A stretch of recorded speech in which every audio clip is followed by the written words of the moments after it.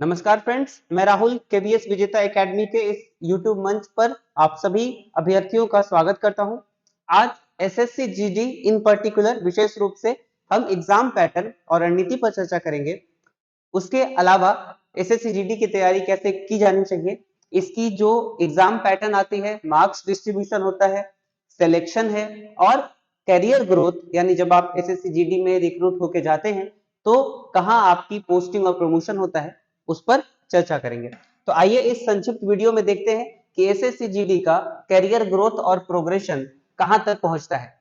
SSC GD में selection के बाद आप एक प्रमोशन लेते हैं सीनियर कांस्टेबल के रूप में, उसके बाद head constable, assistant sub inspector और फाइनली आप इंस्पेक्टर के रैंक तक पहुंचते हैं। एसएससी जीडी का जो एग्जाम पैटर्न होता है वो सीबीटी मोड में होता है, यानी कंप्यूटर बेस्ड टेस्ट के रूप में होता है। तो आपको कंप्यूटर सिस्टम पर अभ्यास करना बहुत जरूरी है कि जो चारों सेक्शन आते हैं, मैथ, रीजनिंग, इंग्लिश और जनरल स्टडीज, जीके जीएस, उसका total number of question SSC GD में 80 क्वेश्चंस आते हैं। एग्जाम का जो समय होता है वो 60 मिनट यानी 1 घंटे का होता है। प्रति लैंग्वेज ऑप्शन जो है इंग्लिश और हिंदी, दोनों में से किसी एक लैंग्वेज ऑप्शन को आप चुन सकते हैं। अगर आप इंग्लिश लैंग्वेज में अगर कंफर्टेबल हैं तो इंग्लिश को भाषा के रूप में चुनेंगे, अगर हिंदी में है तो हिंदी के रूप में चुनेंगे, पेपर के रूप में।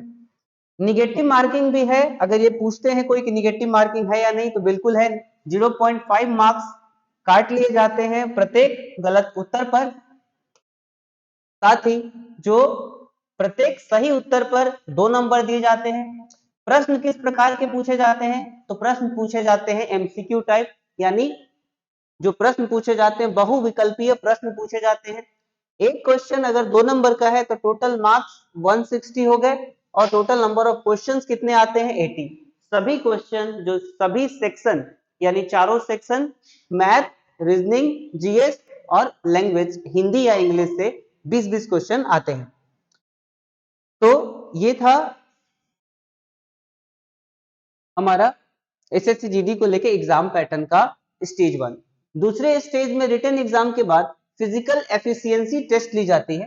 फिजिकल एफिशिएंसी टेस्ट कंप्लीट करना होता है, उसमें दौड़ कंप्लीट करनी होती है समय सीमा के अंदर। तो जो एस्पिरेंट लद्दाख रीजन के अलग, यानी लेह लद्दाख वाला जो क्षेत्र है, यूनियन टेरिटरी से अलग अगर कोई विद्यार्थी अभ्यर्थी है तो उनके लिए 5 किलोमीटर 24 मिनट में पूरा करना होता है, और ये मेल के लिए है। फीमेल के लिए 1.6 किलोमीटर ही पूरा करना होता है 6.5 मिनट में। जो लद्दाख रीजन के हैं उनको थोड़ी छूट मिली है, यानी 1.6 किलोमीटर कंप्लीट करना है उनको 8.5 मिनट्स में, और वही लद्दाख रीजन के महिलाओं के लिए 800 मीटर है 4 मिनट में। तो फिजिकल स्टैंडर्ड टेस्ट, 2 तरह का फिजिकल टेस्ट होता है, एक फिजिकल एफिशिएंसी टेस्ट और एक फिजिकल स्टैंडर्ड टेस्ट, यानी शारीरिक मानक परीक्षण। शारीरिक मानक जो परीक्षण होता है उसमें हाइट, वेट, चेस्ट, एक सीना फुलाकर, एक बार बिना सीना फुलाए कितना होना चाहिए, हाइट कितना होना चाहिए, जैसे कि 170 हाइट मेल के लिए है तो उस तरह से हाइट का, वेट का, चेस्ट का ये पैमाना है, अलग अलग वैरी करता है। अब हम बात करेंगे एसएससी की विभिन्न परीक्षाओं की तैयारी हमें किस प्रकार से करनी चाहिए। एसएससी की अलग अलग परीक्षाओं की अलग अलग तैयारी हो सकती है, रणनीति सभी विद्यार्थियों की।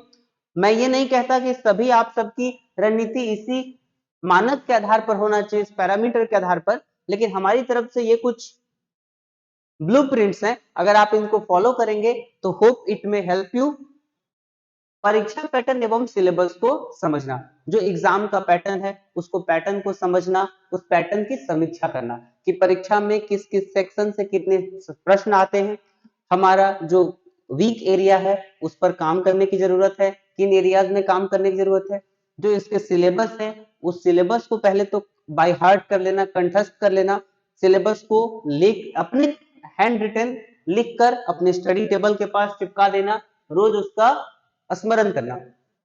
कॉन्सेप्चुअल क्लैरिटी होनी चाहिए कि जो हम कुछ पढ़ रहे हैं वो कॉन्सेप्ट हमें अच्छे से समझ में आता है कि नहीं, यानी कॉन्सेप्ट पर बहुत अच्छे से ध्यान देना, अपना फाउंडेशन बिल्ड करना।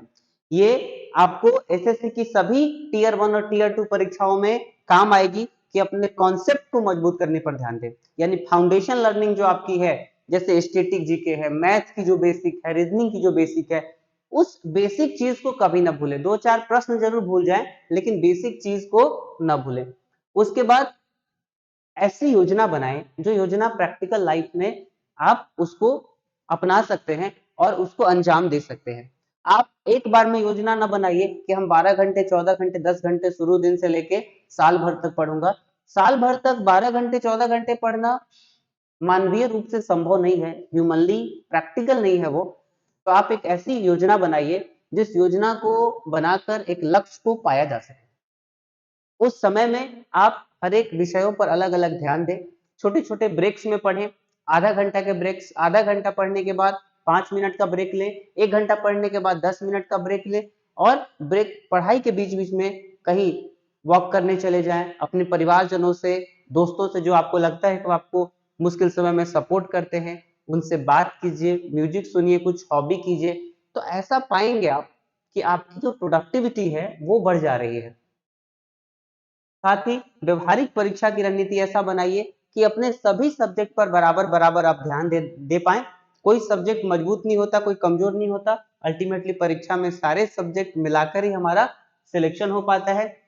मॉक टेस्ट, जो प्रैक्टिस मॉक टेस्ट है और प्रीवियस ईयर क्वेश्चन एसएससी में वो बहुत बार रिपीट होते हैं, तो मॉक टेस्ट और प्रीवियस ईयर क्वेश्चन को कभी भी इग्नोर ना करें और उनका नियमित रूप से निरंतर अभ्यास करते रहें।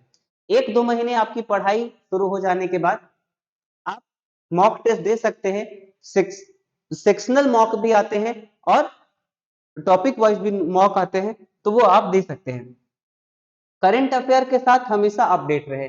देश दुनिया की खबरें, जैसे अर्थशास्त्र, अर्थव्यवस्था है, जिस तरह से पॉलिटी है, और जिस तरह से देश दुनिया की ज्योग्राफी की चीजें हैं, उसको सुनते समझते रहें। दूसरा जो स्टैटिक पोर्शन है, जैसे विविध जीके आता है, जनरल नॉलेज आता है, उसको अच्छे से पढ़ें, हिस्ट्री को अच्छे से पढ़ें।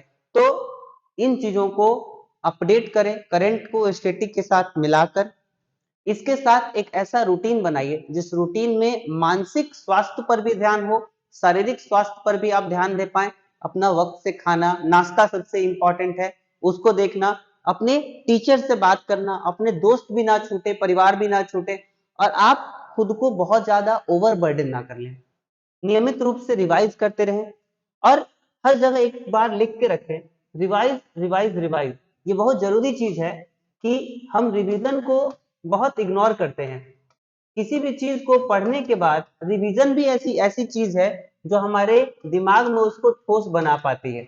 तो रिवाइज रिवाइज रिवाइज ये खुद बार बार करें, और इससे क्या होगा कि वीक में एक दिन यानी संडे को आप रिवीजन के लिए रखिए। कर सकते हैं ये कि हफ्ते भर में जो कुछ भी आपने पढ़ा है, एक दिन संडे को रिवीजन भी हो जाएगा और आपका रिलैक्स टाइम भी मिल जाएगा आपको। तो नियमित रूप से रिवाइज करते रहे। ये हमारे तरफ से कुछ टिटबिट्स हैं।